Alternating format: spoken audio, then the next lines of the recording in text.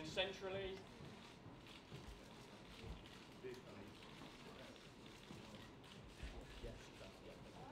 So all to the left. And then centrally. Left, everyone.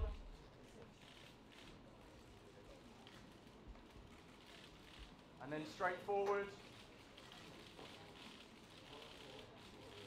I think, you know, that first time that I saw the film Strictly Ballroom, it had such a strong impact on me. I think it's because I felt like the film knew that I was a kooky kid. I felt like the film knew why I was doing what I was doing, why I was shutting myself away in a room and practicing my own dance steps, why it was that kind of the constant pursuit for perfection that dancers have.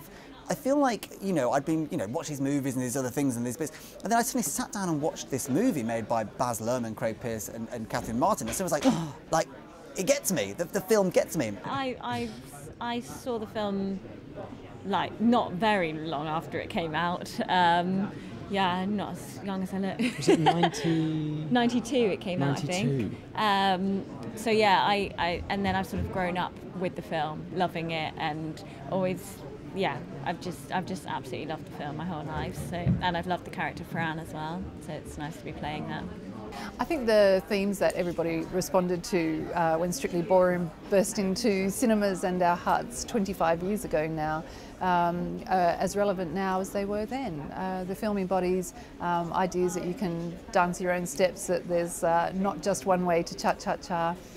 It's about expression, it's about being true to who you are, it's about daring to be different and speaking up.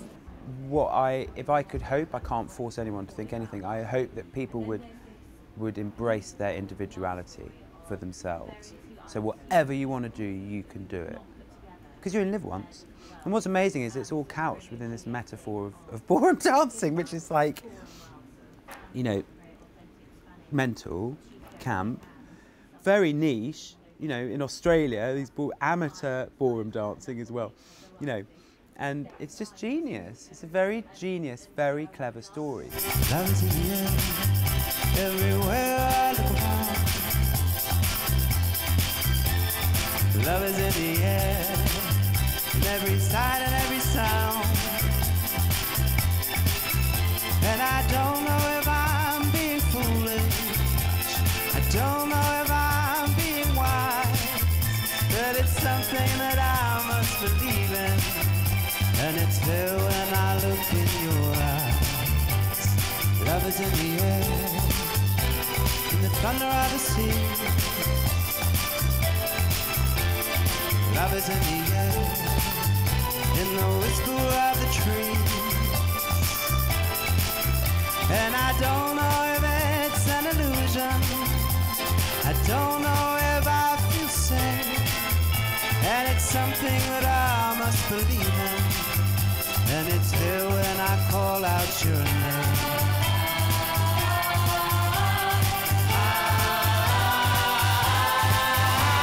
It's extraordinary, you know, really, and very, you know, I get very emotional about it. The fact that this film was the very thing that made me have the faith in kind of fighting for that dream and having my own voice.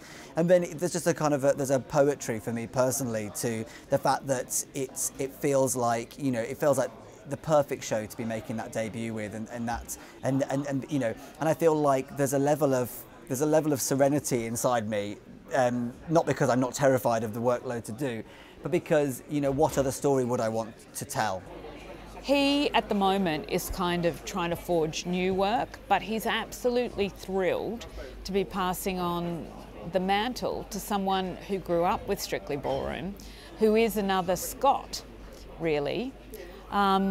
So it's kind of been handed from Scot to Scot, as I like to say, and it's great to give, you know, if things always stay in the same hands, they have no chance to grow beyond their, you know, the boundaries of how they were originally created. So, yeah, I think it's a very good thing.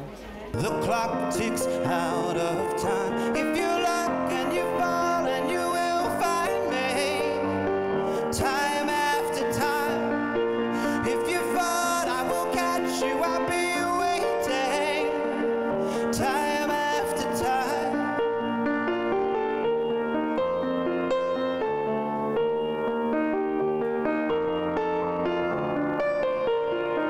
You know, I'm a bit like this sort of kind of firefly that just sips through the whole story, but I'm always with the audience, as in I'm always talking to the audience, I'm always kind of guiding them as to what's coming up next. But they're always cheeky, narrators are always cheeky, MCs are always cheeky, and they're always slightly anarchic and slightly unhinged, I think.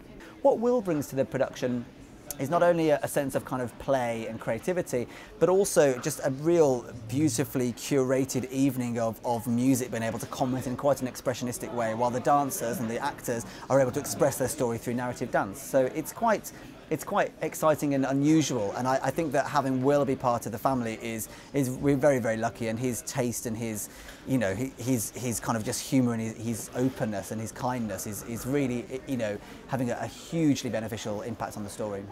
Love is in the air, in the whisper of the tree.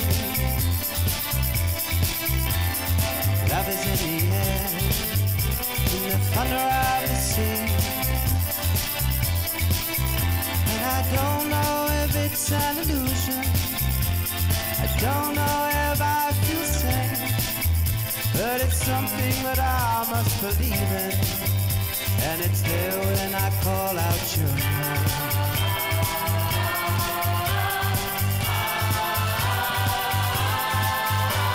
The ballroom world that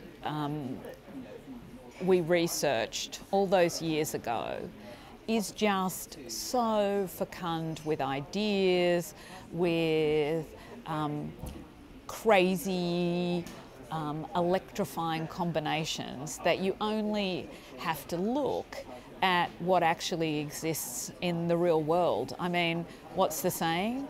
Truth is stranger than fiction, and sometimes, in this instance, truth is more beautiful than fiction. So I always feel you have to step up your game. Strictly Ballroom is glamour on a completely another scale. Just, I mean, this is like, you know, take everything you think you've seen and then kind of, you know, times it by 100. You know, it's kind of like the colour, the sheer weight and the feel and the romance, the humour, the sparkle, you know, the sequins, the diamantes. I mean, it's incredible. The sheer weight of the costumes is like an absolute feat. It's something that I don't think there is any other show at the moment that will be able to deliver that kind of, that level of romance and that beautiful kind of, you know, opulent waltzing, you know, kind of spectacle.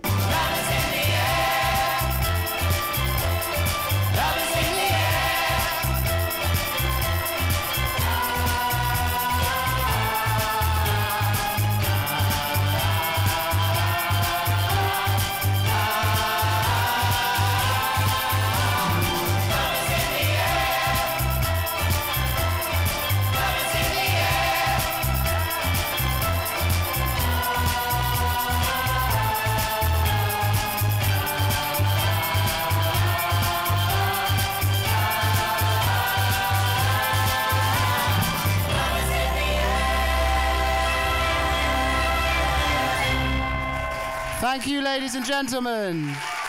Give it up for the dancers. Have a great day.